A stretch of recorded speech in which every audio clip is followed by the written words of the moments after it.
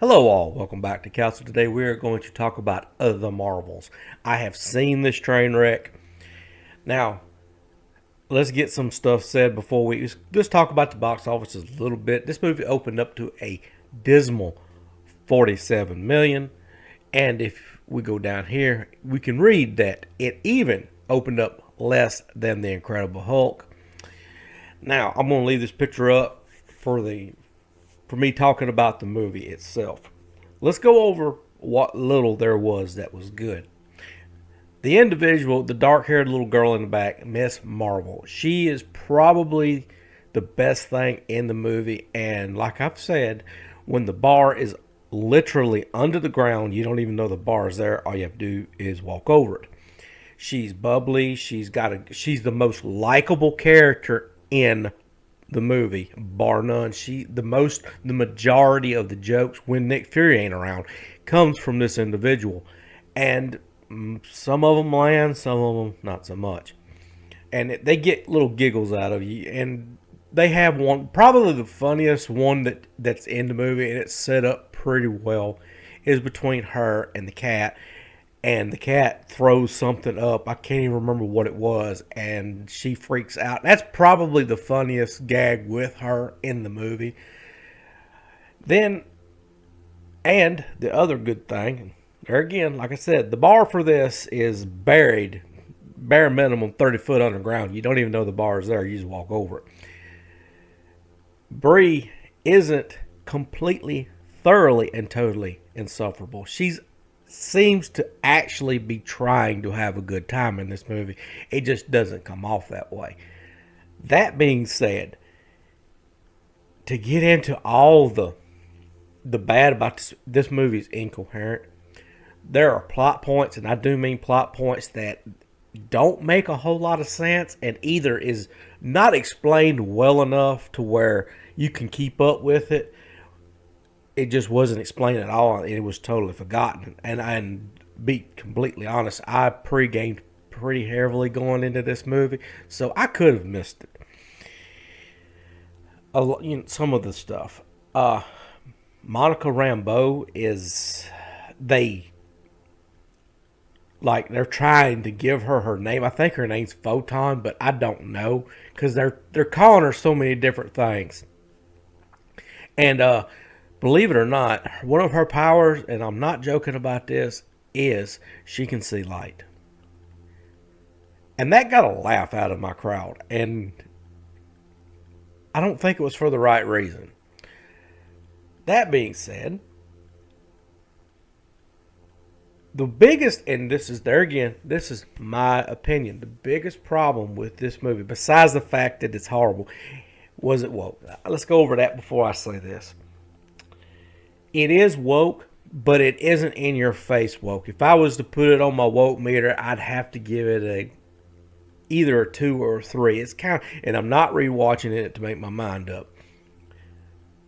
But the biggest problem, I mean, this movie has a lot of problems. One, if you haven't watched Miss Marvel: Secret Invasion, if you have basically done your homework, there's some stuff you're going to be lost about. But I believe the bigger problem than that is you have the Kree and you have these people, and they've been fighting, and they've called Brie the Captain Marvel. I mean, they call her I can't remember. It was Eliminator or something like that. I can't remember exactly what they called her. Annihilator, something like that. And that's all well and fine. But why? We don't see the lead up to that. We don't see this war. What caused it? Why are they at each other's throats? Why there's and it causes you to go, okay, well, this girl, and they literally stole the plot points from Spaceballs. There's, honest to God, if they would have showed up with a ship and it transformed into Mega Maid, I would have liked the movie more. They're stealing these resources from planets that Captain Marvel loves, allegedly. places close to her heart, and that's part of the villain's plan to pull Captain Marvel in so they could fight. And for no reason, when they first meet, Captain Marvel can't handle her. Like the powers are so here, there. I mean, sometimes she's strong enough, sometimes she's not. It's just, and all it is so they can fight later. And I'm sorry, that's just not tension. That's, and oh, it's so awful. And the ending. Okay, this is a big spoiler. Big spoiler. If you don't want to know the ending of this movie, check out now. All the rumors are true. All the leaks were true. Monica Rambeau, for whatever reason, they open a portal through something. It's another dimension, another universe, whatever. She can't close it from our side. She has to close it from their side. So she is trapped in the other universe. And it's heavily implied where she's at. And that's as far as I'm going to go on. That's big spoiler. And I'm just like, my jaw was on the ground. I'm like, I cannot believe they're doing this. Like, they're forced the X-Men. I do believe it is going to be the X-Men is going to be. And I don't want to see that. I think they should just leave it alone. What do you guys think about that? And that's all I've got for the day. If I were to rate this movie,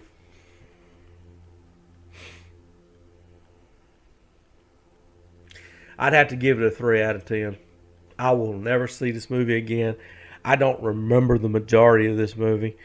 It's just so... I can't describe it no better way other than it's just so incoherent to where the way this is edited together, it's a mess. And that's all I've got. Thanks for watching. I will see you guys next video.